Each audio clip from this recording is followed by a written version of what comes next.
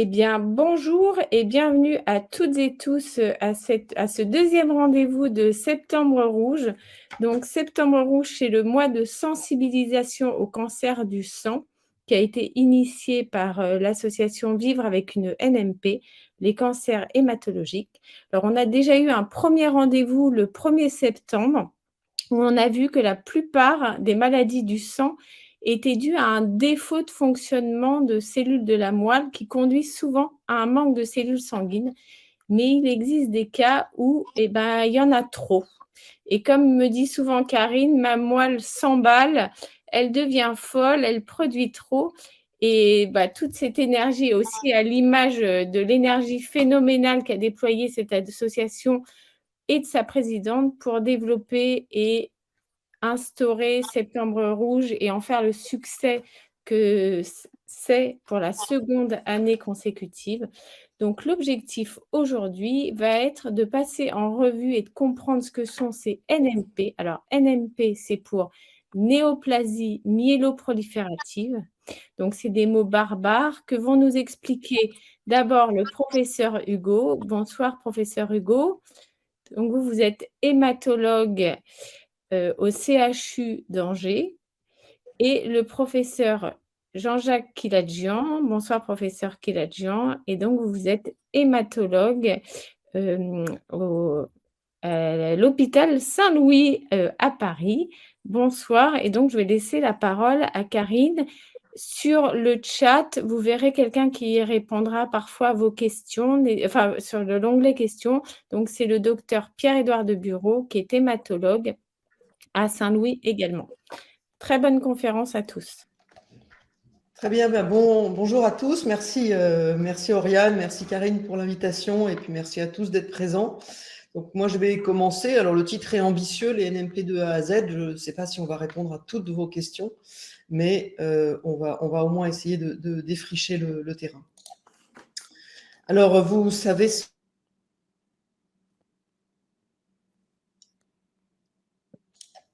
Vous m'entendez là? Oui. On parle ici des cellules du sang et donc de ces cellules qui sont fabriquées dans un organe bizarre qu'on appelle la moelle osseuse. La moelle osseuse, elle est située à l'intérieur de tous les os de l'organisme, en particulier des os, ce qu'on appelle les os longs, les os plats, mais dans les vertèbres également, enfin globalement dans tous les os de l'organisme.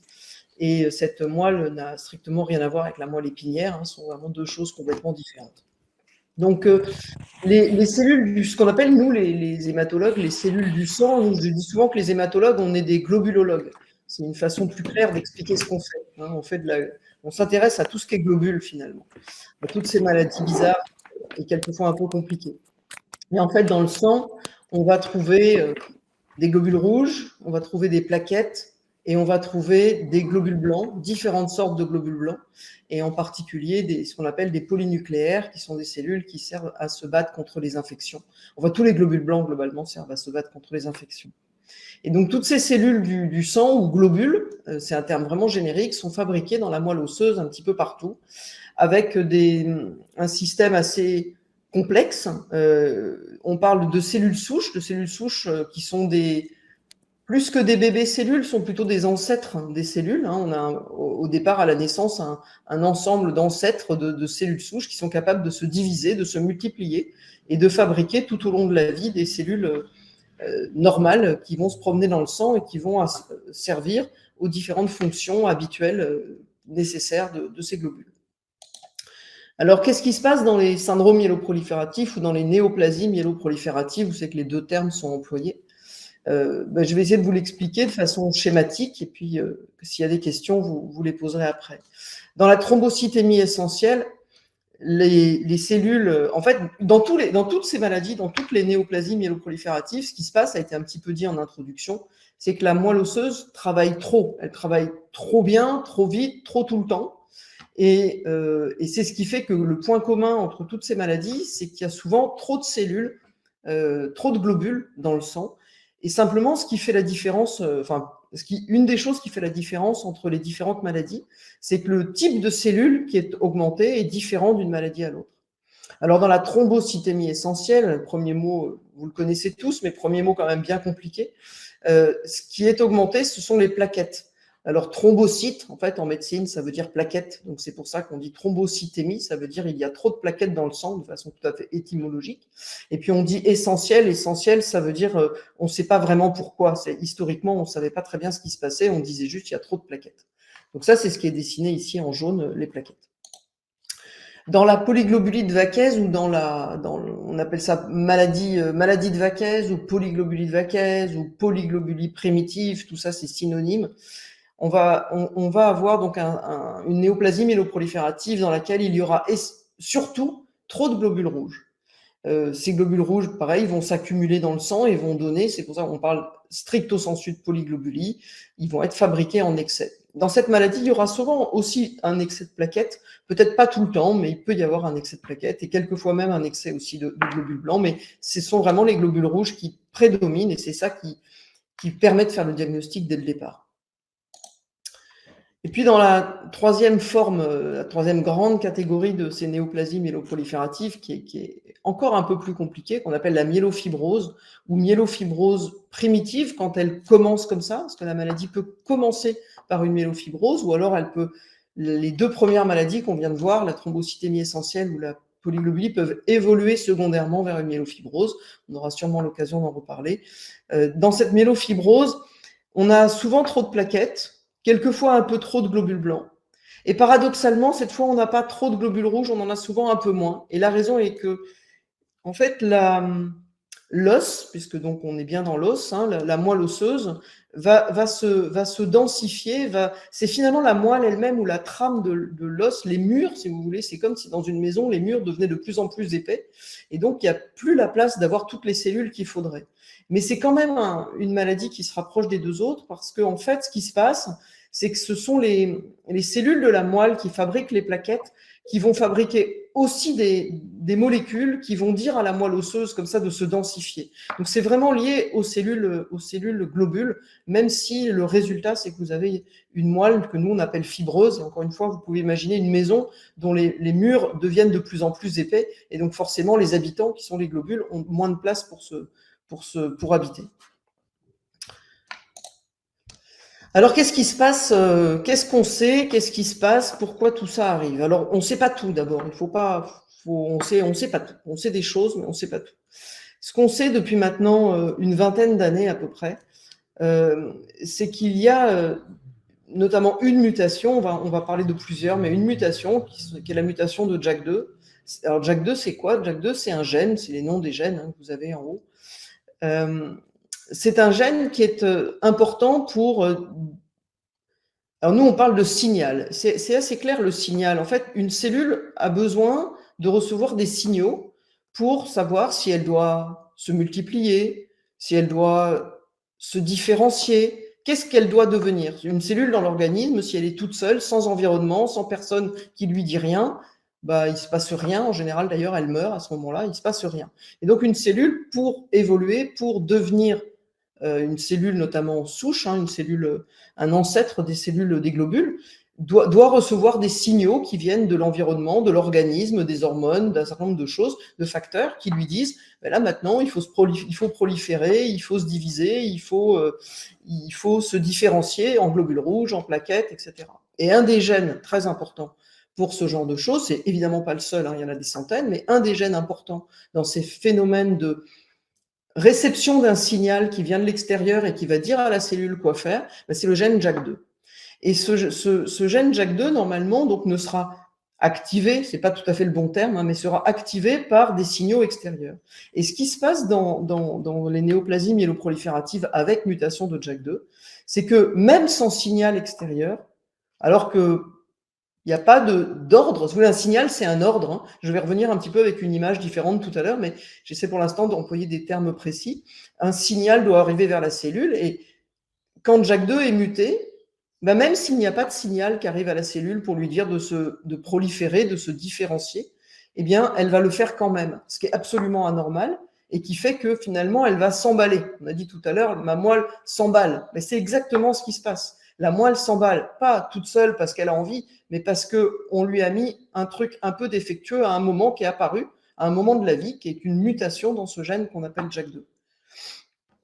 Je peux prendre une image que souvent on aime bien. Vous imaginez que la moelle osseuse, c'est une usine à voitures, et puis ensuite, ça fabrique des voitures.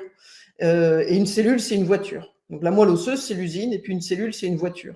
Et en fait, JAK, et l'ensemble des gènes attachés à ça, mais ce sont les pédales de la voiture, ce sont les commandes de la voiture.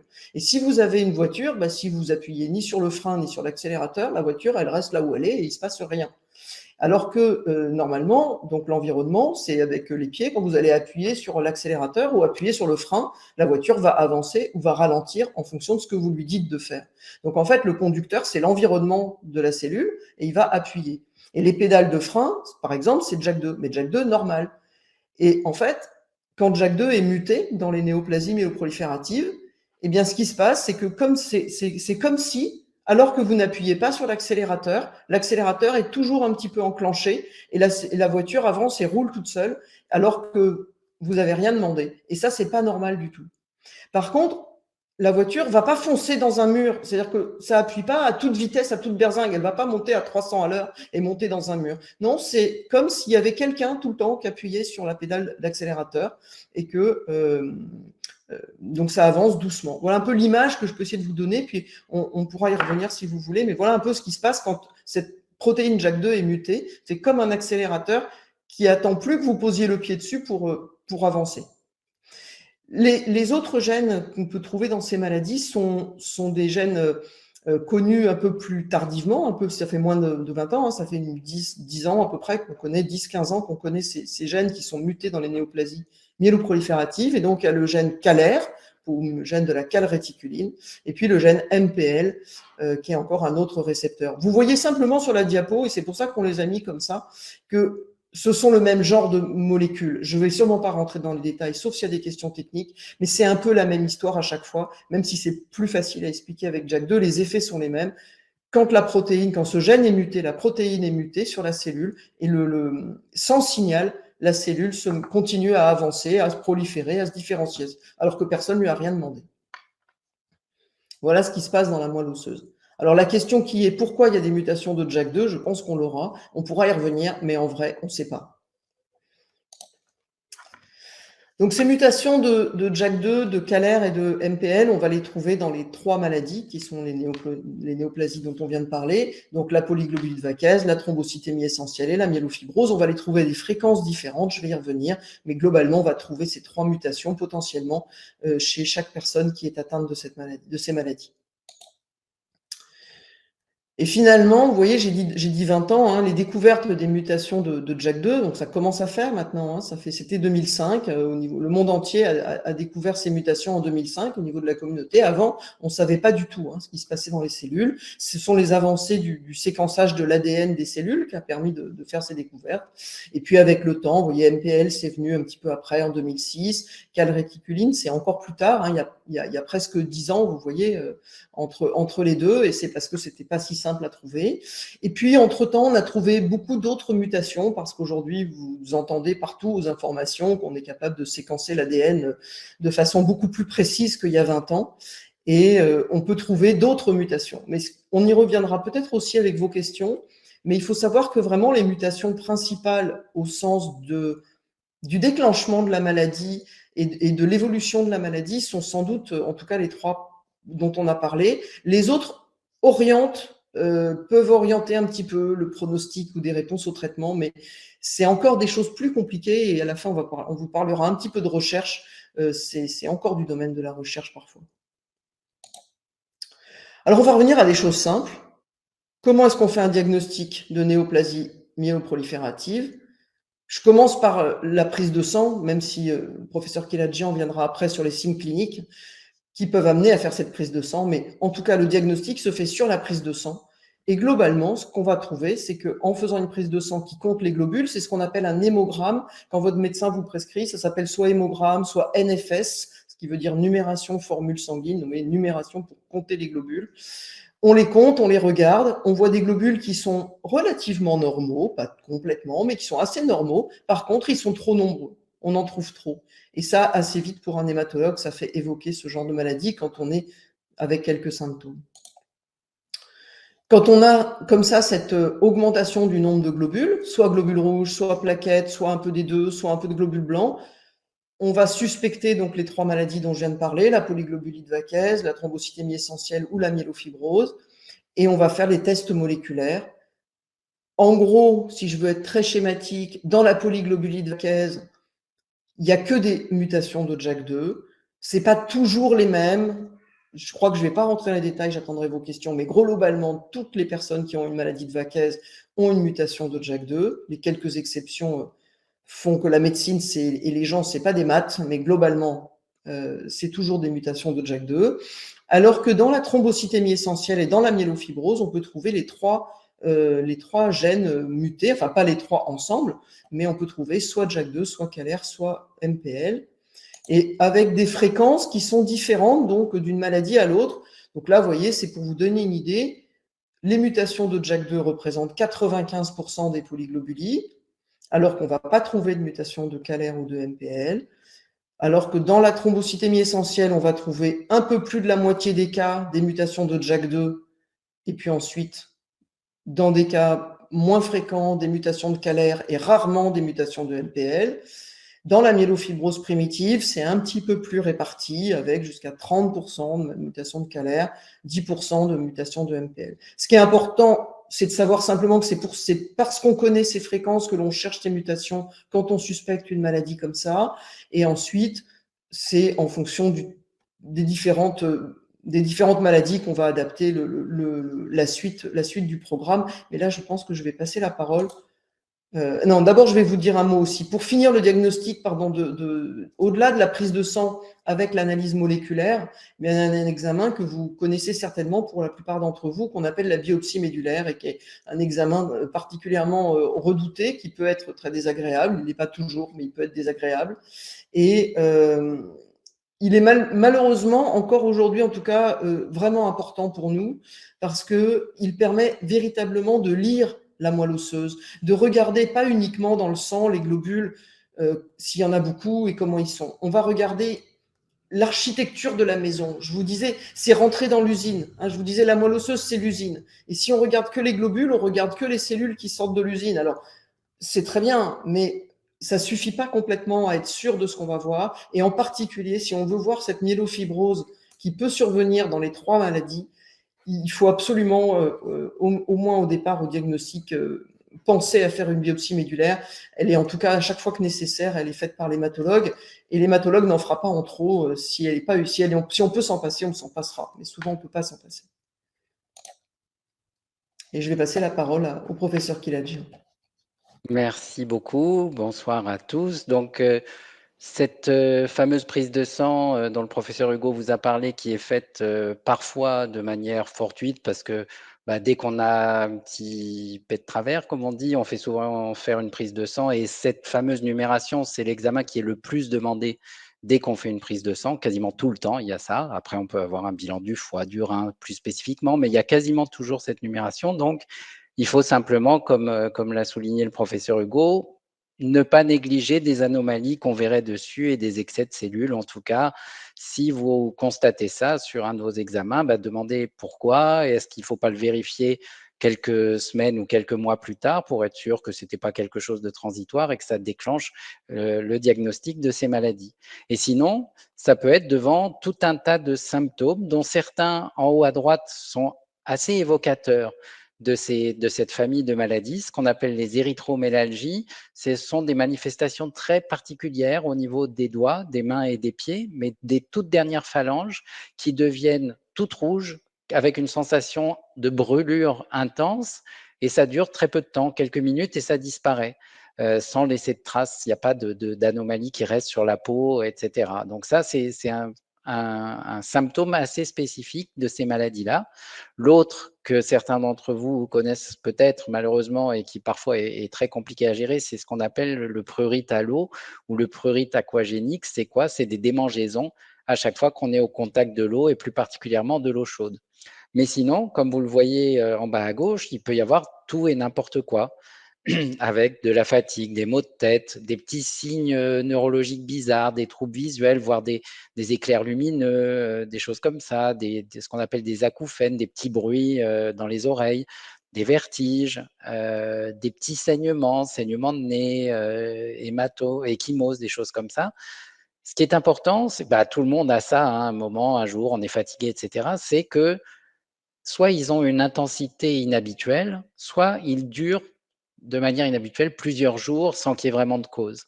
Si on a une fois un vertige, on ne va pas se lancer tout de suite là-dessus. Mais si tous les matins ça se reproduit, s'il y a des choses comme ça un petit peu anormales, ça doit faire évoquer ces maladies et en tout cas faire un bilan sanguin. Et puis parfois, plus rarement, c'est parce qu'on a découvert à l'occasion d'un examen clinique, hein, le médecin vous examine, palpe votre ventre et tiens, trouve qu'il y a une rate un peu grosse qu'on appelle une splénomégalie, qui est un signe aussi de ces syndromes, de ces néoplasies myéloprolifératives. Alors si on regarde ces symptômes un peu plus en détail, c'est pas facile, la fatigue, etc. Tout le monde est fatigué un jour ou l'autre. Comment le relever, le quantifier? Donc, il a été développé par nos collègues américains initialement un questionnaire qui s'est affiné au fil du temps. Il y a eu plusieurs versions avec d'abord 15 questions, puis 10. Maintenant, on en est à 7. Mais grosso modo, comme vous voyez un exemple ici, c'est un questionnaire qui permet de quantifier ces symptômes entre 0, j'en ai pas du tout, et 10, c'est horrible, je ne peux pas imaginer pire. Et essayer d'avoir un peu une mesure objective, plus ou moins, de chacun de ces symptômes. C'est important pour les faire reconnaître et puis repérer parmi la flopée de symptômes qui sont notés là-dessus, lequel ou lesquels sont les plus gênants et qui pourront être une cible de traitement. Parce que comme vous le verrez, les médicaments ne marchent pas sur tout et parfois même aggravent certains de ces symptômes ou voilà, on essaye d'en traiter d'autres. Donc c'est important d'essayer de savoir s'il y en a un qui prédomine ou pas hein, d'ailleurs et lequel et ça peut aussi nous aider. Donc ça doit être fait normalement au cours de la consultation. Alors en haut, c'est mauvais élève qui entoure 2 chiffres à la fois. C'est plutôt comme en bas, il faut essayer de choisir un des chiffres, ce qui nous permet d'évaluer ces symptômes. Et quand on demande au patient, on s'aperçoit par exemple que la fatigue, là, qui est le premier sur la ligne, il est présent chez pratiquement tout le monde. 89% des patients porteurs de néoplasie myéloproliférative se plaignent de fatigue. Alors plus ou moins, entre 2 jusqu'à 8-9, mais voilà. Et les autres symptômes, vous voyez, sont aussi présents chez pratiquement tous, la moitié des patients. Donc, ce n'est pas négligeable du tout et c'est important de le faire reconnaître. Et ces questionnaires sont un moyen de les quantifier et de les faire reconnaître. Ça a un impact aussi, ces symptômes, sur la qualité de vie. Et ça aussi, il y a plusieurs enquêtes, plusieurs études qui l'ont démontré. Et c'est quelque chose dont il faut tenir compte. L'impact sur la vie familiale ou sociale, sur la vie quotidienne, sur le travail. Vous voyez à droite, la réduction des heures de travail, 20% des patients disaient ça. Des arrêts d'activité professionnelle, des gens qui arrêtent de travailler parce qu'ils n'en peuvent plus, ils sont trop fatigués. Donc tout ça a un impact quand même fort qui est maintenant connu et reconnu. Merci à nos collègues anglo-saxons qui les premiers ont mis ça en avant, mais maintenant, normalement, ça doit être assez accepté. Alors, on avait ces symptômes, on a fait le diagnostic. Quelles sont les complications que l'on peut craindre? Il y a tout d'abord les plus urgentes, je dirais, celles qu'on observe rapidement au début de la maladie, c'est la crainte, c'est de faire des caillots, les fameuses thromboses qui préviennent pas forcément, qui peuvent tomber un peu dans n'importe quel, ce qu'on appelle territoire vasculaire, c'est-à-dire ça peut être une phlébite au niveau de la jambe, ça peut être une embolie pulmonaire au niveau des poumons, ça peut être un infarctus du myocarde, un AVC, donc ça c'est que des catastrophes, mais ça peut être aussi des petits caillots des veines superficielles qui parfois permettent de faire l'alerte. Et puis parfois ces petits symptômes dont on parlait tout à l'heure, comme les petits troubles neurologiques, les troubles visuels, les maux de tête, les vertiges, ça peut commencer comment dire, à mettre en évidence que la circulation se passe mal dans les tout petits vaisseaux sanguins et faire craindre qu'arrive un caillot si on laisse les choses en l'état. À droite, l'autre type de complication, c'est ce qu'on appelle les complications hématologiques, c'est-à-dire que ces maladies-là peuvent changer au fil du temps. Et ce qui est important, évidemment, c'est que ce sont des maladies chroniques, malheureusement, d'un côté, ou heureusement d'un autre. C'est-à-dire que ce sont des maladies que les patients vont avoir très longtemps à vie pour certaines d'entre elles, comme un diabète, comme de l'asthme. Hein, on n'en guérit pas de ces maladies-là, mais on gère et on évite les complications et on s'arrange pour que les gens mènent une vie la plus normale possible grâce aux différentes prises en charge. Cependant, au fil de ces années, bah, elles peuvent changer. Notamment, une thrombocytémie essentielle peut évoluer vers les autres, vers la polyglobulie ou vers la myélofibrose. La polyglobulie peut elle-même évoluer vers la myélofibrose. Et ça peut se voir. Certains patients qu'on suit pendant plusieurs décennies, on les a connus avec une thrombocytémie essentielle, ou même pas moi, mais mes anciens patrons les ont connus avec une thrombocytémie essentielle, puis ils ont été suivis par leurs successeurs et ils ont évolué vers la polyglobulie. Et moi, j'arrive 30 ans plus tard et ils évoluent vers la myélofibrose. Donc, c'est possible. C'est pas la majorité, loin de là, mais c'est une évolution qu'il faut connaître et qu'il faut dépister grâce au suivi spécialisé et qu'il faut prévenir si on peut. Et puis, il y a des évolutions plus dangereuses, plus graves, vers des maladies plus agressives, comme les syndromes myélodysplasiques, les leucémies aiguës, donc, qui ont été abordés donc, dans le premier webinaire, hein, notamment avec le professeur Rafou. Donc, c'est une évolution qui est également possible, fort heureusement rare, fort heureusement au très long cours, et qu'on essaye petit à petit, grâce à nos nouveaux traitements, d'éviter au long terme. Dans les facteurs de risque de maladies, disons, plus agressives, surtout en termes de complications vasculaires, il y a 3 facteurs qui sont clairement définis comme étant dangereux. C'est l'âge, eh oui, comme pour tout. Plus on est âgé, plus on a des ennuis de santé pour tout le monde, et notamment quand on a une NMP.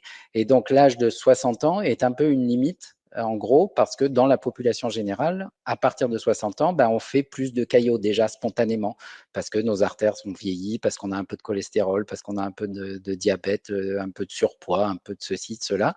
Donc tout le monde risque plus de caillots, et donc dans ces maladies-là, en particulier, ça vient se surajouter. Donc l'âge autour de 60 ans, c'est un moment où on fait plus attention et on va traiter différemment. Les patients qui ont déjà fait un caillot dans leur vie sont plus à risque d'en refaire un. Donc ça, c'est un deuxième facteur de risque. Quand vous avez déjà un antécédent de thrombose, il faut traiter plus agressivement la néoplasie myéloproliférative pour éviter d'en refaire un. Et le troisième, c'est quand les plaquettes, donc comme vous l'a dit le professeur Hugo, comme vous l'avez vu dans le premier webinaire, c'est cellules qui servent à coaguler le sang. Donc quand il y en a trop, ça coagule trop. Cela dit, paradoxalement, quand il y en a vraiment trop, quand ça dépasse, quand on devient plus que millionnaire en plaquettes, elles n'arrivent plus à fonctionner, elles n'arrivent plus à coaguler, et on bascule dans le risque inverse qui est de saigner. Et donc, à partir d'1 million, 1,5 million plaquettes, le risque devient plutôt de faire des hémorragies que des caillots. Donc, c'est aussi une raison de traiter plus agressivement quand on a vraiment trop de plaquettes à plus d'1 million, 1,5 million.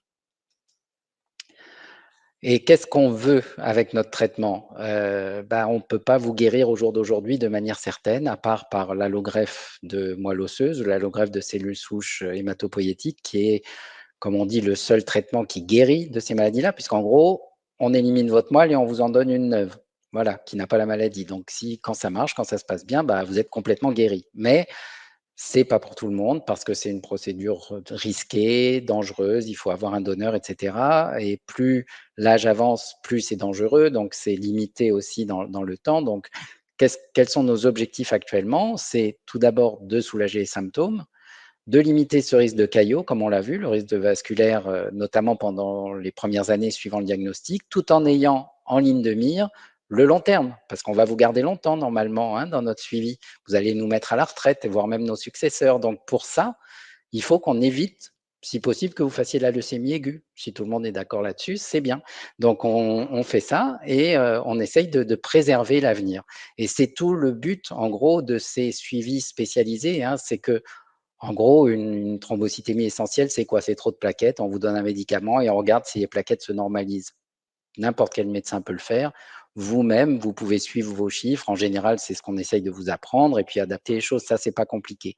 Là où vient l'expertise, justement, peut-être, c'est plus d'anticiper les changements qu'on a vus, de voir quel patient est à risque plutôt de se transformer en polyglobulie, en myélofibrose, comment on le voit venir, est-ce qu'on peut l'éviter, changer de traitement quand on voit des petits signes précurseurs, c'est là tout l'intérêt d'un suivi rigoureux pour justement préserver l'avenir. Et pour ça, on a des objectifs qui sont ces fameux questionnaires. Le suivi permet clairement de voir les changements parce que, par exemple, si je vous vois tous les 6 mois, on ne se souvient plus très bien. Oui, j'étais fatigué, je suis toujours fatigué. Cela dit, quand vous remplissez le questionnaire, nous, on voit des changements parfois. On voit que là, d'un coup, c'est passé, ça a pris 5 points par rapport à la précédente consultation. Même si dans la discussion comme ça, on a l'impression que c'est pareil, quand on regarde ces questionnaires, cette évaluation quantitative, on peut voir des changements qui sautent aux yeux et qui peuvent nous convaincre aussi, nous, médecins, de changer de traitement ou de dire que c'est le moment de faire quelque chose. Deuxième point, c'est le suivi de la numération. Évidemment, il y a trop de cellules, on veut les normaliser, il suffit de le contrôler tous les mois, tous les 2 mois, tous les 3 mois, suivant votre maladie, suivant le traitement. Mais en tout cas, un suivi régulier de la prise de sang. Et là, c'est là où vous devez savoir à peu près les signaux d'alerte. Quand ça va bien, mais quand est-ce qu'il faut appeler votre hématologue pour dire « Ah, là, j'ai l'impression qu'il y a quelque chose qui ne va pas ». Donc, c'est ce qu'on doit vous apprendre au fur et à mesure pour que vous puissiez gérer vous-même le quotidien de vos résultats. Et puis, en cas de doute, on refait des suivis des mutations. Par exemple, on peut les voir changer, on peut en voir d'autres arriver, on peut voir les choses évoluer sur le plan, comme on dit, moléculaire, voire vous reproposer, ce que vous êtes toujours très content, c'est de refaire une biopsie médulaire pour voir si justement la maladie n'a pas évolué, parce que comme le disait le professeur Hugo, on voit des signes évocateurs dans le sang, mais la source, l'usine, elle reste là, et donc de temps en temps, on est obligé d'aller voir ce qui se passe dedans pour être sûr de ce qu'on fait et être sûr du meilleur traitement à proposer. Et puis, il y a tout ce qui va à côté, parce que ça, c'est le traitement spécifique, mais il y a plein de choses qui aident à réduire significativement les risques. C'est traiter, dépister tout ce qui abîme les vaisseaux, le tabac, le diabète, l'hypertension, le cholestérol, tout ça doit être surveillé de près par vos médecins généralistes, mais plus que la population générale, si j'ose dire, pour être sûr de dépister très tôt et de traiter très tôt tout facteur surajouté qui, chez tout le monde, est mauvais, mais chez vous, plus particulièrement. Il y a l'aspirine à faible dose qui a une propriété qu'on dit anti-agrégante qui empêche les plaquettes de s'agréger et donc de déclencher la coagulation. Ce traitement par aspirine à faible dose est maintenant largement utilisé après un infarctus du myocarde, par exemple.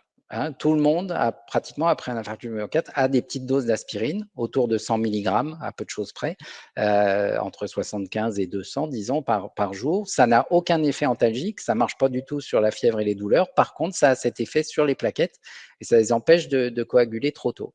Et ça, c'est un traitement extrêmement utile dans les néoplasies myéloprolifératives pour limiter justement ce risque de caillots.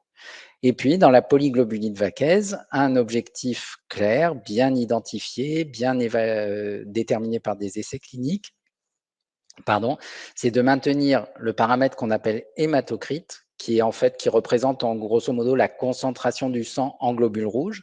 Plus votre hématocrite est élevé, plus il y a de globules rouges dans le volume sanguin, donc il est plus épais, entre guillemets, il circule moins bien.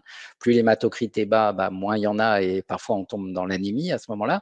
Mais disons que la cible qui a été montrée comme importante pour éviter ou limiter le risque de caillots dans la polyglobulie, c'est 45%, ce qui est en dessous de la normale, un petit peu en dessous, la limite inférieure de la normale. Donc on vous met plutôt en dessous de la normale quand vous avez une polyglobuline vaquaise pour vous protéger justement de faire des caillots. Et puis après, on a des médicaments qu'on appelle cytoréducteurs, c'est-à-dire qui vont réduire le nombre de cellules.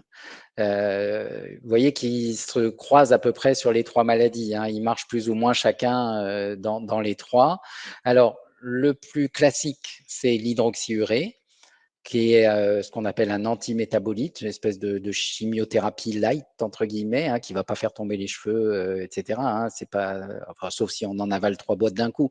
Mais aux doses qu'on utilise dans ces maladies, ça a juste un effet qui freine la prolifération des cellules d'une manière générale, et celle de néoplasie myéloproliférative en particulier. Vous voyez que c'est utile dans la polyglobulie, dans la thrombocytémie essentielle également, et parfois dans la myélofibrose pour les patients qui ont un peu trop de cellules ou ça peut réduire un petit peu la taille de la rate.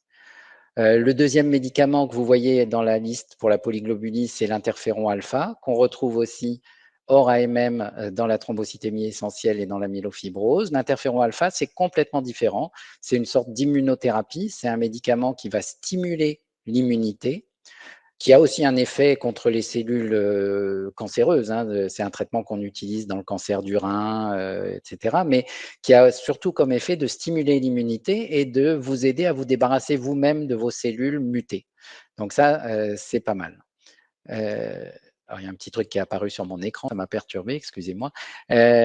Donc, l'interféron, autre classe de médicaments, qui a la MM, l'autorisation dans la polyglobulie et qu'on utilise aussi dans la thrombocytémie et la myélofibrose. Et puis, ces 10-15 dernières années sont apparues ce qu'on appelle les thérapies dites ciblées, c'est-à-dire qui vont s'attaquer un peu à la fameuse mutation de JAK2, c'est le ruxolitinib. C'était le premier. Alors maintenant, il y en a un deuxième qui a obtenu l'autorisation de mise sur le marché dans la myélofibrose qui s'appelle le fedratinib. Ces médicaments-là sont des inhibiteurs de JAK2 et donc le professeur Hugo disait donc votre pied est toujours sur l'accélérateur quand vous avez la mutation de JAK2, pas fort, pas à fond, mais un petit peu, qui fait que ça avance tout le temps à bas bruit, même quand il n'y a pas besoin. Et ben, le ruxolitinib va vous empêcher d'appuyer sur ce frein, va relever un peu le pied et va normaliser cette activité excessive de la mutation de JAK2. Et puis, il y a d'autres médicaments un peu plus spécifiques, comme par exemple l'anagrelide, vous voyez, dans la thrombocytémie essentielle, qui lui a un mécanisme d'action un peu particulier, qui empêche de fabriquer, de produire les plaquettes. Et le pipobroman, qui est aussi un vieux coucou qu'on connaît depuis très longtemps, qui est très utile dans certaines situations, mais qui est de la famille des alkylants, donc aussi de la chimiothérapie, un peu plus costaud que l'hydroxyurée, donc qu'on réserve quand les autres traitements ne marchent pas ou quand il y a une résistance aux autres médicaments.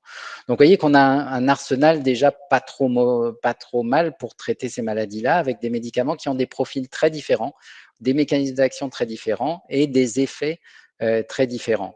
Par exemple, vous voyez ici les bénéfices qu'on peut attendre enfin les principaux, bien sûr, tout ça n'est pas gravé dans le marbre, mais disons que les principaux effets qu'on peut avoir en fonction des symptômes, ça c'est le professeur Yanoto qui avait préparé cette diapo, que je trouve pas mal. Vous voyez que par exemple, il n'y en a pas beaucoup qui marchent sur le prurite, sur la fameuse gratouille. L'hydroxyurée un peu, l'interféron avant on disait oui, mais c'est pas sûr. Par contre, le ruxolitinib est redoutablement efficace sur ce symptôme. Sur les symptômes dits de centropépète, d'hyperviscosité, cette érythromélalgie, vous voyez que tous fonctionnent à peu près dessus. Donc, vous voyez, on a un petit profil comme ça pour chacun de ces médicaments et c'est pour ça que c'est important, comme je vous le disais au début, de savoir quel est votre principal problème parce que ça va nous aider aussi dans le choix de ces thérapeutiques. Ça, c'est ce qu'on appelle les bénéfices. Mais il y a aussi des risques avec tout médicament et des effets indésirables. Et donc, ce qui est important pour nous, c'est de mesurer cette balance entre les bénéfices et les risques et de trouver le meilleur compromis pour vous apporter le plus de bénéfices avec le moins de risques possible. Avec les risques de ces médicaments sont aussi différents de l'un à l'autre et nous permettent aussi de les différencier. L'hydroxyurée, c'est surtout la peau, pour laquelle c'est pas bon, au long cours notamment. L'interféron, ça peut donner des troubles de la thyroïde, plein de petits effets psychologiques, ça peut énerver, ça peut déprimer. Le ruxolitinib, ça peut faire prendre du poids chez certains patients, c'est un petit effet qui fait baisser l'immunité, donc ça peut favoriser les infections. Voilà, donc vous avez un petit profil en gros d'avantages et d'inconvénients de chacun de ces médicaments et on doit, c'est le travail de tout médecin pour toute maladie, trouver pour vous le meilleur traitement en fonction de vos symptômes et des risques qu'on prend. Et puis, il y a tout le reste, encore une fois, l'arrêt du tabac, manger mieux, si on est en surpoids, réduire le surpoids. Tout ça a été démontré comme apportant des bénéfices aussi dans le cancer en général, mais aussi dans les néoplasies myéloprolifératives. Vous voyez ici une étude de nos collègues nordiques qui montre que ça marche pas mal pour réduire certains de ces symptômes.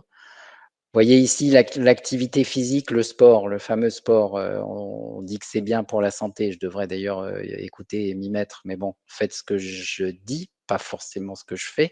Mais voyez que quand on pratique du sport, ça fait baisser les scores de symptômes, MPN 10.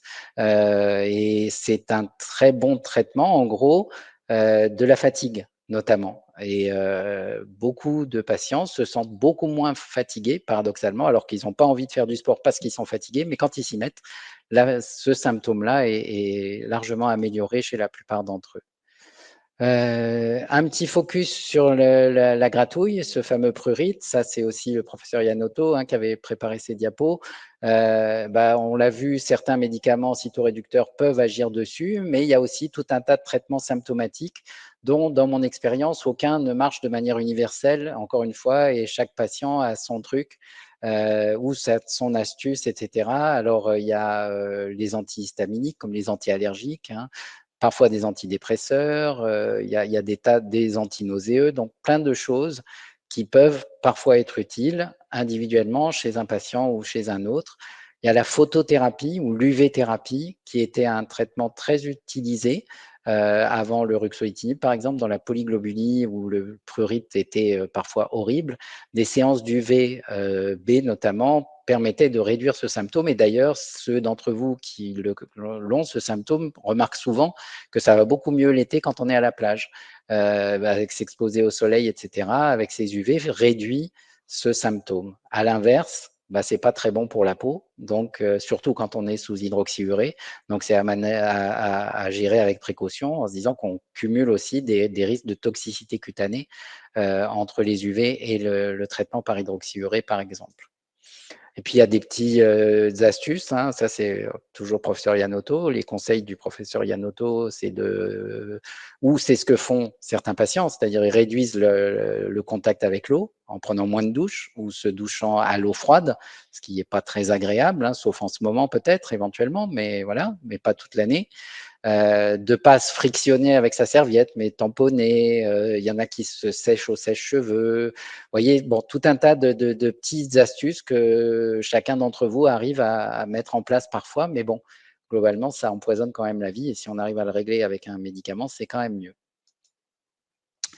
Et puis, on a tous ces soins de support. Maintenant, on a dans beaucoup d'hôpitaux, des consultations spécifiques pour tout ça, la tabacologie, la douleur, je ne sais quoi, vous voyez, des psychologues, etc. Donc, il ne faut pas hésiter. Le message, en gros, c'est que aucun n'est interdit, que c'est un complément important au traitement de fond de la maladie, que restent les cytoréducteurs quand c'est nécessaire et l'aspirine à faible dose. Mais tout ça nous aide et il ne faut pas hésiter à demander, parce que maintenant, dans quasiment tous les grands centres, il y a ces soins de support, comme on dit, et il faut que ce soit fait dans une ambiance contrôlée, si j'ose dire, et pas à la sauvage, et en lien avec votre hématologue, qui soit au courant, qui vous conseille. Parfois, il y a des choses qui sont interdites, certains médicaments ou homéopathie, etc., peuvent influencer le devenir des médicaments qu'on vous donne par ailleurs, notamment le ruxolitinib, qui est sensible à pas mal de produits dits naturels, comme le millepertuis, comme l'orange amère, etc. Donc, il y a des choses qu'il vaut mieux éviter en association avec certains médicaments, ou en tout cas prévenir votre hématologue, ne pas le faire dans votre coin en cachette, parce que ça peut influencer l'efficacité des traitements qu'on vous donne par ailleurs. Donc, autant qu'on le sache et qu'on discute ensemble si on peut, si on ne peut pas, et trouver la meilleure solution. Et puis, quelques mots pour terminer sur la recherche clinique, parce que tout ça, c'est beau, mais ça ne règle pas tout, donc il faut qu'on avance. Et ça, on avance comment en médecine? Normalement, par la recherche clinique, strictement encadrée par la loi, avec des avis obligatoires d'un certain nombre d'instances indépendantes qui doivent vérifier qu'on ne fait pas n'importe quoi. C'est ce qu'on appelle les comités de protection des personnes, ou CPP, qui sont constitués d'un collège de personnes de la société civile avec des médecins, des spécialistes de santé publique, des psychologues et des représentants d'associations de patients, qui revoient tous les protocoles sur le plan éthique pour vérifier que ce qu'on fait est normal, logique, adapté à la situation ou à la maladie donnée. Et puis, il y a l'Agence nationale de sécurité du médicament et des produits de santé, l'ANSM, dont l'avis est également obligatoire avant de pouvoir commencer une étude clinique. Il y a une différence fondamentale. Quand vous participez à un essai clinique, vous n'êtes pas un cobaye, non. Pourquoi? Parce qu'un cobaye, on ne lui demande pas son avis, on lui fait avaler son cachet, on lui fait sa picouse, et puis on regarde ce que ça donne. Là, vous devez avoir eu une information loyale, précise, de la raison pour laquelle on vous propose de participer à cet essai, quel est l'état des connaissances actuelles, quels sont les avantages attendus, quels sont les risques attendus, et vous devez être d'accord. C'est ce qu'on appelle le consentement éclairé. Et sans cela, effectivement, vous seriez un cobaye. On l'a connu, malheureusement, ces dernières années dans certains centres.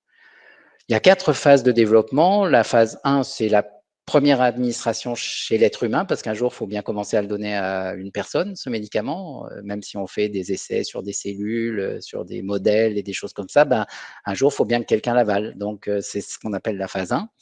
Puis, il y a des essais dits. Donc, ça, en général, c'était un tout petit nombre de personnes. C'est simplement pour s'assurer qu'on monte tout très, très, très doucement les doses en faisant des toutes petites escalades de doses jusqu'à voir que tout se passe bien, que le médicament est bien absorbé, qu'il passe bien dans le sang, etc. Puis, on passe à ce moment-là à la phase 2, qui est de vérifier la tolérance et d'essayer de trouver la meilleure dose du médicament. Donc, pareil, on va souvent augmenter progressivement les doses jusqu'à arriver à voir des petits effets indésirables. Et là, on arrête, on dit voilà, on va utiliser cette dose dans la fameuse phase 3. Les essais de phase 3 sont les essais qui, normalement, doivent comparer votre nouveau traitement à celui qui est actuellement le meilleur ou à un placebo quand il n'y a pas de meilleur traitement disponible. Et donc, cette phase 3 va vraiment mesurer l'efficacité cette fois. Les 1 et 2, c'est la tolérance, et la phase 3, c'est pour mesurer l'effet. Est-ce que le médicament est vraiment efficace? Est-ce que ça vaut le coup de lui donner une autorisation de mise sur le marché et ensuite de traiter les patients avec? Et puis, ce n'est pas fini avec l'autorisation de mise sur le marché. Il y a ce qu'on appelle les études de phase 4, qui sont les études de surveillance, une fois que le médicament est mis sur le marché. Pourquoi? Parce que ces essais cliniques, même si les phases 3 parfois inclut plusieurs centaines de patients, ça reste que quelques centaines de patients. Et quand vous allez le donner à plusieurs milliers de patients dans la vie réelle, s'il y a un effet indésirable très rare, vous étiez passé à côté sur 100 patients, mais vous allez le voir chez 1 ou 2 patients quand vous en aurez donné à 1000 ou 2000 patients. Et ça, on pourra le détecter qu'avec ces essais de phase 4 et ce qu'on appelle la pharmacovigilance, qui est fondamentale pour continuer à suivre la tolérance notamment des différents médicaments. Donc ça, en gros, on a besoin des équipes de recherche fondamentales, les laboratoires INSERM, CNRS, etc., qui vont décortiquer ces maladies, celles qui ont découvert où travaillait par exemple le professeur Hugo, elle ne le dit pas, mais je balance, était à la source de la découverte de cette fameuse mutation de JAK2. Sans ça, on n'aurait jamais développé les inhibiteurs de JAK, on n'aurait jamais eu le ruxolitinib et on n'aurait jamais traité, comme on le fait actuellement, les myélofibroses. Donc c'est clairement, on a besoin de cette recherche qui va nous expliquer les mécanismes de ces maladies et trouver des nouvelles cibles thérapeutiques. JAK2, c'est bien. Là, maintenant, on a trouvé d'autres mutations, calréticuline. Tiens, on se demande si on ne peut pas développer des vaccins contre la mutation calréticuline. Si on n'avait pas trouvé cette mutation, si on n'avait pas compris comment elle développait la maladie, on n'aurait jamais pensé à faire des vaccins contre les NMP. Et peut-être que ça va arriver dans les années qui viennent. Alors, si vous voulez en savoir plus sur les sites internet du film, ici, ou de notre centre d'investigation clinique, vous avez une liste des essais cliniques actuellement en cours en France. Voilà, donc ça, l'information, c'est important, c'est que vous sachiez qu'est-ce qui se passe, etc. Si éventuellement vous pouvez y participer ou pas. Les études actuelles, elles visent à traiter, les thèmes sont marqués un peu rapidement sur cette diapo, mais traiter l'anémie chez les patients porteurs de myélofibrose, parce que c'est un problème important chez eux, d'améliorer les résultats du ruxolitinib dans la myélofibrose, qui est très bon, mais ce n'est pas suffisant, donc est-ce qu'on peut faire mieux? Et puis, il y a des patients qui deviennent résistants au ruxolitinib, donc il faut avoir des traitements de 2e ligne ou de 3e ligne. Dans la polyglobuline vaqueuse, on a un essai actuellement pour un médicament qui pourrait remplacer les saignées, éviter de faire des saignées, traitement très moderne, comme vous le voyez, mais on a peut-être mieux maintenant, en tout cas mieux toléré. Un nouveau médicament peut-être dans la thrombocytémie essentielle, et puis ces fameux essais de vaccination dans les mutations calaires. Donc, je ne rentre pas dans les détails et vous trouverez plus d'informations sur ces essais, sur ces sites et sur Internet en général, puisque tout ça doit être évidemment public et complètement transparent. Et puis, je redonne la parole au professeur Hugo pour vous dire un mot d'autre chose qui est très important pour nous, médecins, pour avancer, c'est les biobanques et les entrepôts de données. Oui, merci. Merci Jean-Jacques. En fait, le dernier point, oui, qu'on voulait vous présenter, c'était ces biobanques. Alors, ce qu'on appelle une biobanque, c'est un un lieu qui est agréé, là aussi, qui est soumis à des autorisations ministérielles, recherche, etc. Mais c'est un lieu qui est généralement situé dans un laboratoire. Pour faire simple, ce sont des frigidaires ou des congélateurs selon le type d'échantillon qu'on va garder.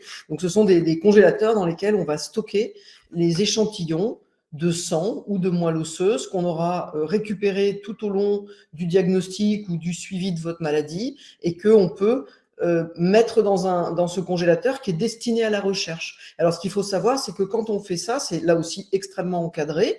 Vous devez être informé que l'on fait ça et donc le médecin, de la même façon que pour un protocole, en quelque sorte, doit vous informer que c'est possible. Vous avez le droit de refuser, évidemment, comme pour n'importe quel protocole.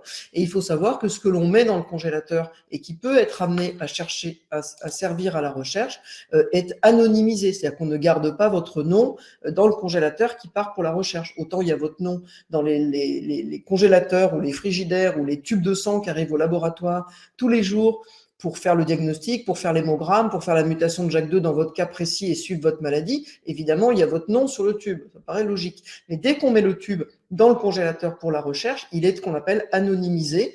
Mais néanmoins, vous avez le droit de vous y opposer. Et en fait, pourquoi c'est très important ? C'est que c'est grâce à ce genre d'échantillons qu'on a stockés dans des frigidaires ou des congélateurs qu'au fil des années, on a identifié la mutation de JAK2, les autres mutations, CALR, MPL, d'autres mutations, mais qu'on a aussi identifié des marqueurs qui permettent de se demander si on va faire des thromboses. Il y a beaucoup de recherches à partir de toutes les informations qui sont présentes dans le sang. Et donc, voilà, ça peut être important. Alors, les entrepôts de données de santé, c'est un petit peu différent, c'est l'utilisation pour la recherche, ça c'est encadré là aussi. Toute cette activité de recherche est très encadrée par la loi. Je ne sais pas pourquoi les diapos reviennent en arrière, je ne touche à rien, ça n'est pas moi. Bon, je ne sais pas ce qui se passe, mais c'est pas moi qui touche les diapos. Jean-Jacques, tu n'as pas ta souris, je ne sais pas. Non, ma souris est toute calme, on dirait une souris de laboratoire. Donc, les entrepôts de données de santé, c'est qu'en fait, aujourd'hui, vous savez bien que tous les dossiers médicaux, la plupart en tout cas, peut-être pas tout, mais la plupart des données qu'on a dans les dossiers médicaux, là aussi qui servent à votre suivi quotidien, sont dans des ordinateurs, pour le dire vite. Et donc, forcément, ces ordinateurs peuvent être interrogés, enfin forcément, sur un plan technique, je parle sur un plan technique, un médecin qui se poserait une question, je vais dire n'importe quoi, est-ce que tous les gens qui sont gauchers grattent plus quand ils ont une maladie de la caisse que s'ils étaient droitiers? Je fais exprès de prendre une question absurde, mais c'est le genre de question qu'on peut poser. Est-ce que quand on est grand, quand on est petit, on a plus ou moins de tels symptômes? Et en fait, avec ces entrepôts de données de santé, on peut trouver des réponses à des questions sur des milliers de personnes.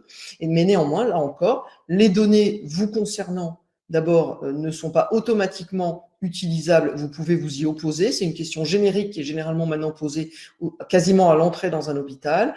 Et la deuxième chose, c'est qu'une fois que ça passe dans ces entrepôts de données de santé, vos données sont totalement anonymisées. On ne peut pas savoir que c'est Pierre-Paul Jacques, on sait juste que c'est un homme de 45 ans qui a cette maladie-là, voilà. Mais on ne sait même plus les dates de naissance, on sait juste, voilà. C'est très encadré pour le côté anonyme.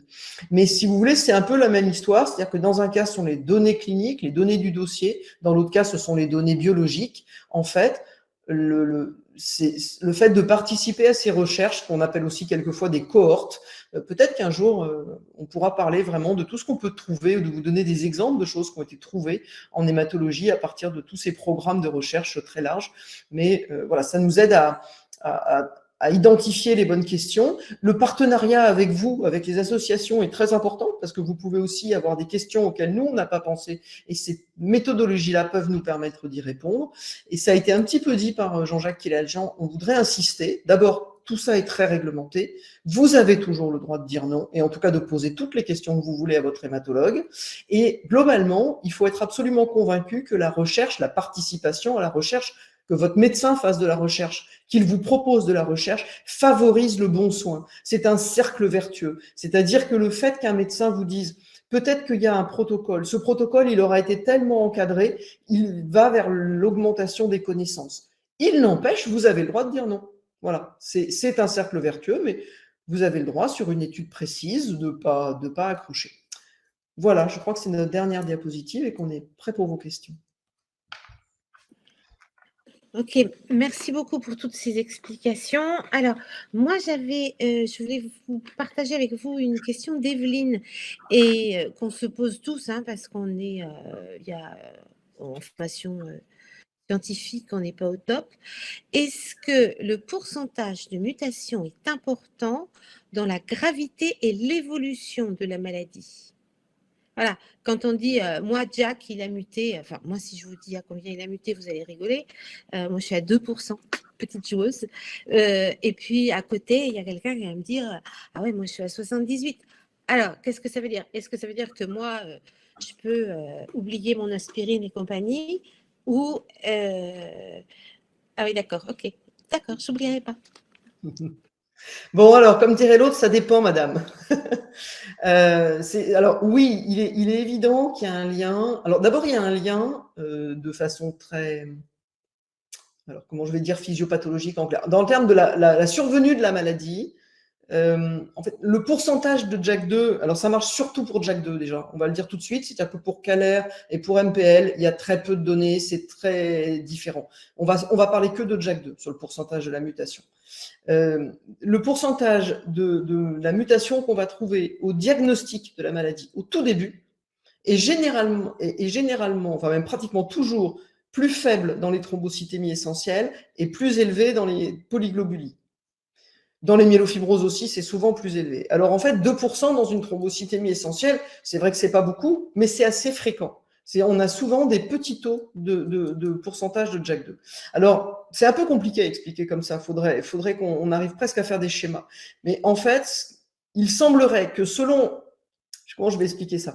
Que selon la force avec laquelle on appuie sur l'accélérateur, c'est un peu ça, en fait, la quantité de JAK2, c'est à la fois le nombre de cellules mutées, enfin la proportion de cellules qui ont la mutation dans la moelle osseuse, et ça relève un petit peu de la force du signal qui est imprimé. Et il est probable, mais on n'est pas complètement raccord, hein. Il est probable que quand on appuie plus ou moins fort, on favorise la fabrication des plaquettes ou plutôt on favorise la fabrication des rouges. D'accord? C'est un peu, on appuie plus ou moins fort, on a plus ou moins de gènes mutés à l'intérieur même des cellules. On a plus ou moins de cellules mutées, le nombre de cellules, et on a aussi plus ou moins de JAK2 mutés à l'intérieur de la cellule, puisqu'on peut avoir plus ou moins dans une même cellule. En fait, après, dans la myélofibrose, c'est encore un peu plus compliqué, donc je ne vais pas rentrer dans les détails. Maintenant, la question, c'est est-ce que pour quelqu'un, le fait de commencer à 5, à 10, et comment on évolue, ou de commencer à 50, à 60, est-ce que ça change quelque chose? Alors, il est probable que oui. Il a été montré, il y a eu beaucoup d'études un peu dans tous les sens, hein. Il faut savoir que nous, on a tous envie, au regard des publications, de dire que oui, il est probable que ce soit un peu moins bien d'avoir beaucoup de JAK2 que d'en avoir pas beaucoup. Mais honnêtement, à l'échelle individuelle, et je laisserai peut-être Jean-Jacques continuer, c'est pas très simple de faire un diagnostic, de faire un pronostic sur, c'est même impossible, sur 1 ou 2 chiffres. Ce qui est important, c'est comment ça va évoluer et notamment comment ça va évoluer sous traitement. Et ça a été dit un petit peu tout à l'heure, je pense que tu peux enchaîner peut-être Jean-Jacques sur, voilà, certains médicaments vont faire baisser ce pourcentage de JAK2. Et là, pour le coup, on est content. Oui, tout à fait. Il y a ce gradient en fonction de la maladie entre thrombocytémie, polyglobulie, myélofibrose, où la quantité de JAK2 est souvent croissante entre les trois. Et il y a le suivi.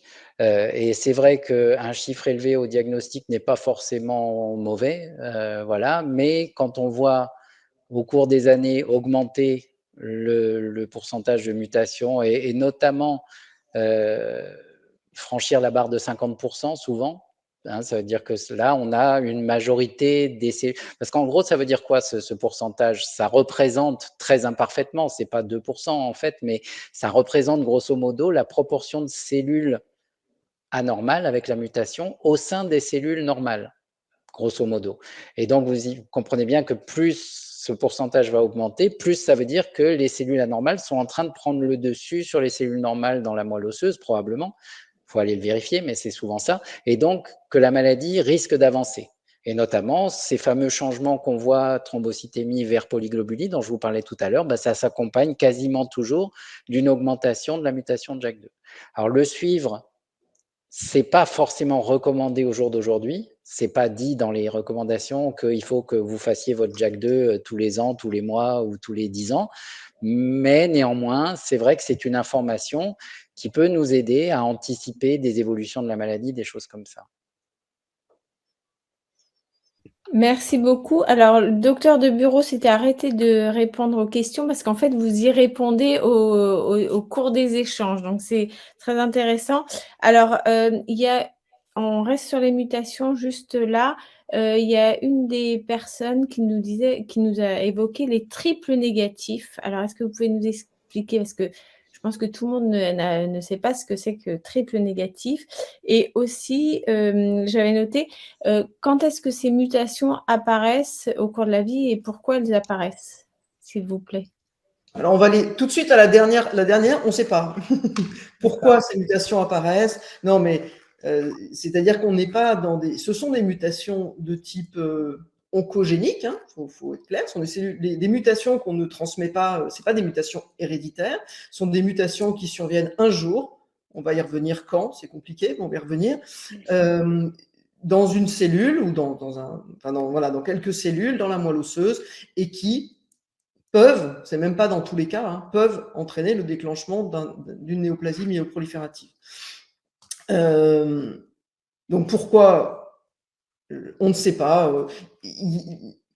Les néoplasies myéloprolifératives, comme d'ailleurs l'immense majorité des maladies du sang, puisqu'on est en septembre rouge, hein, enfin des cancers du sang, ne sont pas des maladies dans lesquelles on a un événement comme le tabac avec le cancer du poumon, comme l'alcool pour le cancer du foie. Hein, on n'a pas de facteur environnemental absolu aussi fort. Il y a sûrement des choses, mais ce sont des toutes petites choses et personne ne peut dire quelle est la cause aujourd'hui d'avoir malheureusement une néoplasie myéloproliférative ou certaines formes d'autres leucémies ou autres. On n'a pas vraiment d'explication et donc il n'y a rien d'évident, il n'y a pas un lien direct entre un polluant ou une conduite à risque et la maladie. Ça, il y a un côté pas de bol et qu'il faut à la fois assumer mais qui doit être aussi déculpabilisant. Je veux dire, il n'y a pas de... voilà. De toute façon, il n'y a rien à culpabiliser quand on est malade, jamais, mais là, il n'y a vraiment plus pas de choses à faire ou à éviter pour ça. Donc, ça, c'est la première partie de la réponse. Les triples négatifs. Alors, effectivement, c'est vrai que j'ai oublié de le dire tout à l'heure. Dans un petit nombre de cas, et ça concerne uniquement les thrombocytémies essentielles et les myélofibroses, on va rechercher les 3 mutations, JAK2, CALR, MPL, et puis on ne va pas en trouver. Alors, petit nombre de cas, c'est 10 à 15% des cas, hein, à peu près, et on ne va pas en trouver. Alors, en pratique, ça ne change pas grand-chose à la présentation de la maladie. Ça reste un mystère un petit peu. Hein. Alors, on va trouver dans certains cas 10 triples négatifs. À nouveau, à chaque fois, on va réduire la proportion de cas de personnes concernées, mais on peut trouver des mutations approchantes. On va trouver, dont on ne va pas vous inonder parce qu'on va tomber dans d'autres gènes très rares, mais on peut trouver des mutations qui donne, pareil, toujours cette histoire d'accélérateur, qui ont un peu le même effet dans la cellule, on peut en trouver. Et puis dans d'autres cas, on ne trouve pas. Alors il y a 2 solutions, soit c'est qu'on n'a pas encore trouvé, je pense que c'est la solution la plus probable, hein, c'est que chez certaines personnes, on n'a pas encore trouvé. On a beau arriver à séquencer l'ADN en long, en large, en travers, en fait, c'est ce que vous croyez, mais on ne le séquence pas en long, en large, en travers, parce que c'est un boulot de titan encore aujourd'hui. Il y a des zones de l'ADN qui sont compliquées, donc peut-être qu'on va trouver...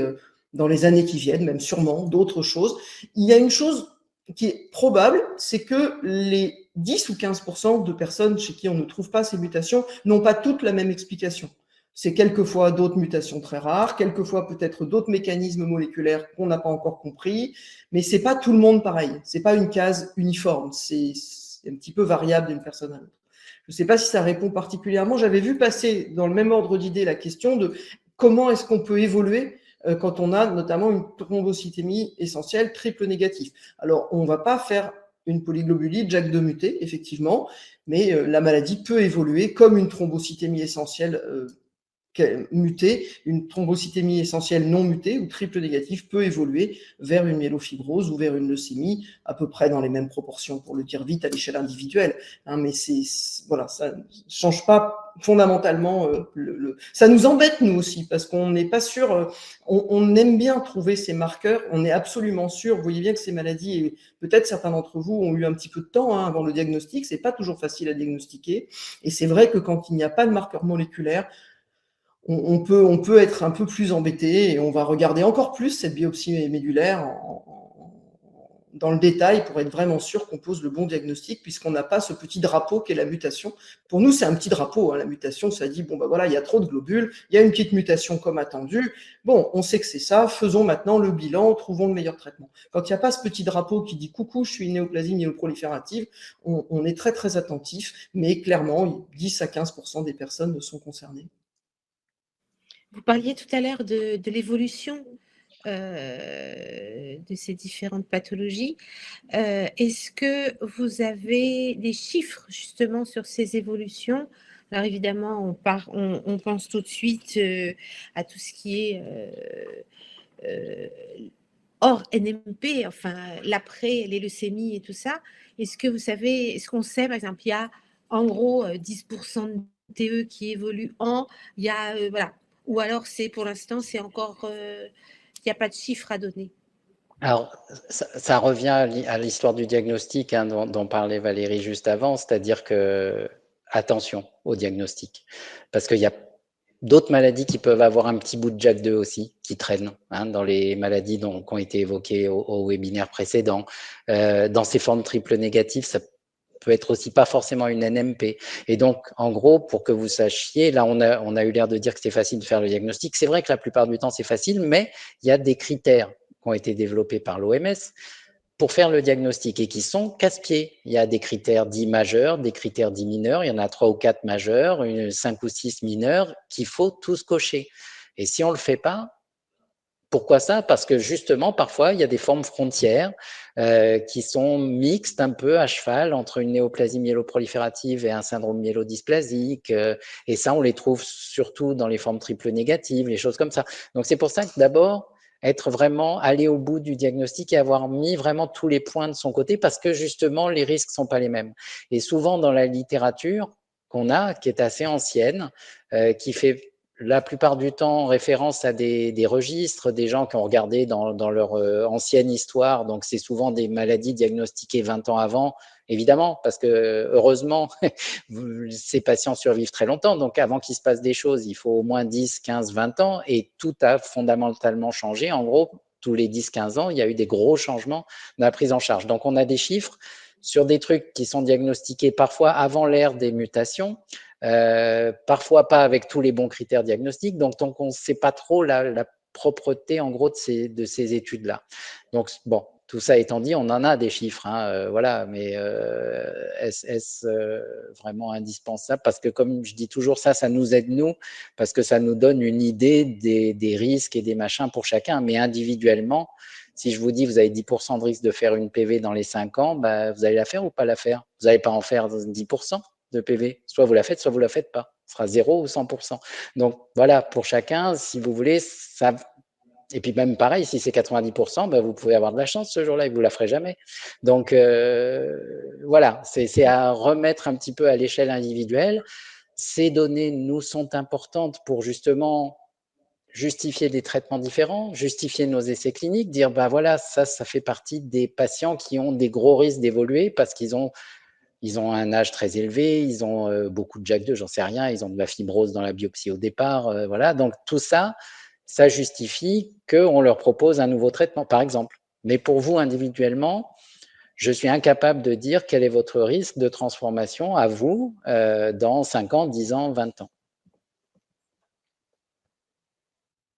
J'ai bien noyé le poisson, non? Ça va?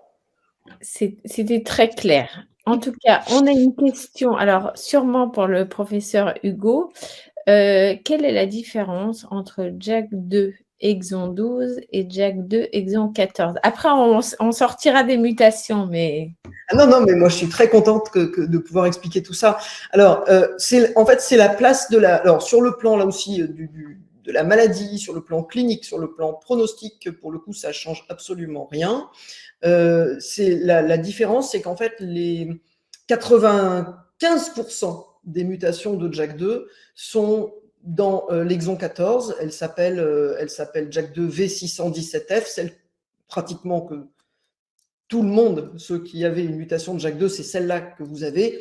Elle s'appelle V617 si vous regardez sur votre petit résultat de biologie. Elle s'appelle éventuellement entre parenthèses exon 14, peu importe. Les mutations dites de l'exon 12, d'abord, sont tout à fait exceptionnelles. c'est dans le même gène, c'est un autre endroit du gène. En fait, c'est juste que c'est une autre mutation qui est située à un autre endroit du gène, et elles sont tout à fait rares. Elles sont vraiment, oui, c'est très très rare dans la maladie de Vaquez. Et on les trouve, alors, non, il y a un truc qui est rigolo, entre guillemets, mais je ne sais pas exactement vous expliquer pourquoi, on ne la trouve que dans la maladie de Vaquez. On n'a pas de thrombocytémie essentielle. Donc elle fait vraiment pousser que du globule rouge. Elle est beaucoup plus spécifique sur le globule rouge, mais c'est la forme de l'accélérateur, si vous voulez, qui est un peu différent et qui fait pousser du globule rouge. Mais ça ne change pas grand-chose. C'est juste qu'il faut la chercher pour les laboratoires. Alors, on avait une question pratico-pratique. Est-ce que l'alimentation a un effet sur le résultat de nos analyses, c'est-à-dire plus ou moins de plaquettes, plus ou moins de machins, plus ou moins de trucs? Non, aucun. Et alors, il y avait une question qui pouvait être un peu, enfin, pas vraiment, mais on parle beaucoup du Donc, microbiote. on peut continuer à manger. Oui. Alors, Mais ça n'a aucun effet, elle a dit, sur le chiffre et le nombre. Hein. Par contre, ça peut avoir des effets sur les artères, comme je vous le disais tout à l'heure. C'est-à-dire que suivant ce qu'on mange, si on se gave de cholestérol, ben voilà. Hein. Et donc ça, c'est pas bon pour les NMP. Oui, je n'ai répondu sur le chiffre de plaquettes ou de globules. Le pourcentage de JAK2. On est bien d'accord. Alors, il y avait une question sur le microbiote. C'est vrai que c'est le microbiote, on en a parlé la semaine dernière. C'est un sujet qui est d'actualité. Il y a beaucoup de recherches, parfois des liens. Est-ce qu'il y a un lien qui a été démontré? Est-ce qu'en jouant sur son microbiote, il y a des choses à faire ou pas du tout? Est-ce que ce n'est pas encore une voie de recherche ou c'est une voie qui n'apporte rien du tout? Alors, je pense que c'est une voie qui n'est pas encore assez explorée dans nos maladies. Alors, c'est compliqué, hein, le microbiote. Aujourd'hui, on le met un petit peu à toutes les sauces, mais il est évident qu'il y a des choses qui se passent, notamment entre le microbiote et l'immunité. Hein, donc, c'est certain, mais il n'y a pas assez d'éléments du tout. Il n'y a surtout pas assez de recherche encore dans nos maladies pour parler de ça. Voilà, je pense qu'aujourd'hui, on n'a pas du tout la réponse. Est-ce qu'il peut y avoir un jour un lien? Et encore moins, est-ce qu'on peut jouer dessus? Enfin, on n'est pas du tout là. Parfait, merci. Juste parce que j'avais la parole, j'avais vu passer aussi sur une petite question sur la myélofibrose. J'ai dit tout à l'heure que dans la myélofibrose, il y avait une prolifération avec trop de plaquettes. Et puis j'ai vu quelqu'un qui dit oui, mais moi j'en ai pas assez. Enfin bon. Donc en fait, ce qui se passe dans la myélofibrose est assez complexe. Il y a effectivement au niveau de la moelle une prolifération avec notamment qui produit trop de plaquettes ou même plus précisément les fameux ancêtres et précurseurs de ces plaquettes, ces cellules souches des plaquettes prolifèrent et sont en partie responsables de la fibrose qui survient. Et une fois que la fibrose survient vraiment, c'est vrai qu'on voit les chiffres un petit peu diminuer puisque, comme je vous disais, les murs grossissent et les habitants sont obligés de se planquer un peu. Donc c'est vrai que tout est possible dans la myélofibrose. On peut avoir trop de plaquettes et trop de globules blancs ou pas assez dès le début ou alors trop au début et pas assez après. Voilà, tout est un peu possible sur la prise de sang dans la myélofibrose. Okay. Et alors, l'autre chose, c'était concernant l'âge. On dit souvent que ce sont des maladies de seniors. Et c'est vrai qu'au sein de l'association, bah, écoutez, alors peut-être que parce qu'ils sont jeunes, ils sont plus très actifs, mais on a de plus en plus, tous les jours, d'adhérents qui ont largement moins de 60 ans. On a des parents d'enfants. Voilà, alors... est-ce qu'un jour, les hématos vont arrêter de dire que c'est une maladie, entre guillemets, de seniors? Je sais pas. Effectivement, avec la meilleure information, avec les meilleurs dépistages, entre guillemets, etc., on le voit plus souvent, maintenant plus souvent chez des patients plus jeunes. Le souci qu'on a, c'est que je pense que statistiquement, les gens les plus jeunes font moins de bilan sanguin déjà que les gens plus âgés et que donc ces découvertes fortuites dont on parlait au hasard comme ça pour une prise de sang faite pour autre chose, si on fait beaucoup, moi je connais des gens qui n'ont jamais fait de prise de sang, qu'on voit pour la première fois à 50 ans et qui n'avaient jamais eu de prise de sang avant ou alors à l'occasion d'une grossesse ou je sais pas quoi. Donc peut-être qu'il y a cet effet-là et par exemple on avait ce qu'on appelait un pic de diagnostic chez les femmes jeunes qui faisait des complications particulières au niveau du foie, qu'on appelle le syndrome de Budd-Chiari, qui est un vaisseau du foie qui se bouche. Est-ce qu'on faisait ce diagnostic parce qu'elles avaient fait la complication et là on s'en rendait compte, alors que toutes les autres qui restent asymptomatiques, on ne fait pas le diagnostic et on le fera 10 ans, 20 ans plus tard parce qu'elles auront eu une prise de sang pour autre chose. Bon, donc on ne sait pas trop quelle est la part de ça, mais c'est clair que quand même, quand on regarde l'ensemble des néoplasies myéloprolifératives, la moyenne d'âge elle est plutôt élevée. Alors, vous avez dit que c'était, professeur Hugo, quand vous avez parlé des mutations, vous avez dit que c'était des mutations acquises et que ce n'était pas des mutations qu'on transmettait, qui étaient héréditaires. Y a-t-il quand même des formes familiales de NMP ou de maladies sanguines? Oui, alors elles existent, mais elles sont vraiment rares. Il est de plus en plus clair qu'il y a peut-être parfois un terrain, c'est-à-dire pas forcément une transmission directe, une thrombocytémie essentielle, ça ne se transmet pas de façon comme ça directe. Mais c'est vrai qu'il y a des familles, il existe des familles dans lesquelles il y a une fréquence anormalement. En fait, ces maladies sont des maladies rares. Donc déjà, c'est quand il y en a 2, voire 3 dans la même famille, il est évident qu'il y a quelque chose qui se passe. Mais ce n'est pas une transmission directe. Ce n'est pas généralement maman, un enfant et ensuite le petit-enfant. Ça va être un oncle, une tante, un cousin. Donc oui, il existe quelques familles dans lesquelles il y a une augmentation de fréquence, même dans un certain nombre de cas pas fréquents. On connaît les gènes, on a trouvé des gènes qui peuvent favoriser ça. Mais je crois qu'il ne faut pas retenir. Enfin, c'est un cas très rare, donc il ne faut pas retenir que c'est la norme. Par contre, c'est vrai que s'il y a plusieurs maladies hématologiques de type néoplasie myéloproliférative, vous avez fait la semaine dernière, myélodysplasie, leucémie, dans la même famille, il ne faut pas hésiter à en parler à son hématologue, parce qu'effectivement, il y a peut-être un terrain génétique familial qui favorise ça. Et ensuite, il y a quelques études pour essayer d'avancer. À nouveau, dans l'état actuel des connaissances, ça ne change pas toujours la prise en charge, pour ne pas dire que ça ne la change pas du tout, mais quand même, ça peut être intéressant de savoir s'il y a quelque chose qui est à surveiller un peu plus chez les gens. Mais il n'y a pas, voilà, c'est une hérédité un peu complexe quand elle existe et elle est rare. Parfait. Alors, merci beaucoup. Je suis désolée, on ne peut pas prendre toutes les questions ce soir. Vous avez eu énormément de questions. On a essayé de les regrouper et de les poser. Je voulais juste dire que Allo Hémato, c'est un programme de 4 webconférences. Il y a pas mal de questions qui ont pu être traitées lors de 2 webconférences qu'on a eues avant l'été. Une sur la qualité de vie, notamment par rapport à la fatigue, par rapport au prurite, et une également sur vie intime et sexualité. Il y avait moins de questions ce soir, mais voilà, c'est des replays que vous pouvez retrouver sur la chaîne YouTube de Vivre avec une NMP.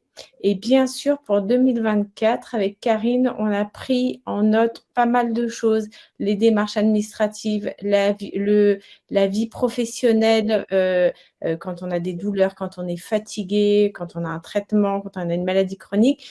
Donc tout ça, bien sûr, on va le prendre en charge, enfin, on va le noter, on va essayer de les mettre en place, les douleurs aussi. Voilà, donc je suis désolée qu'on me doive arrêter, mais c'était 19h30, donc voilà, on va tenir notre horaire.